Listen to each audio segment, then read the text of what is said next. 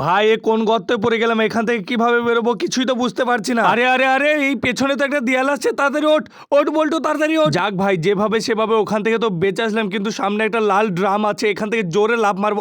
ভাই আমি মনে করছিলাম আবার কোনো গর্তে গিয়ে পড়লাম। যাই হোক ভাই, সামনে কিন্তু একটা লোহার বল আছে, আরে লাফ মার।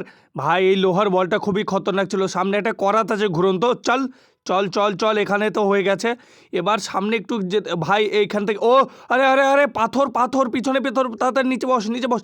পালা পালা পালা পালা।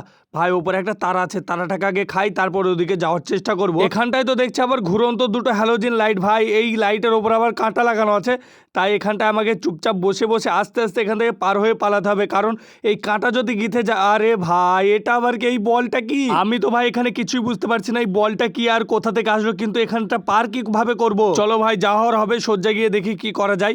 এখান থেকে সজ্জা যা যা, আরে মাথাটা ঢুকেছে, শ্যাট মাথা কেটে গেল। তোমরা লাইক সাবস্ক্রাইব করো।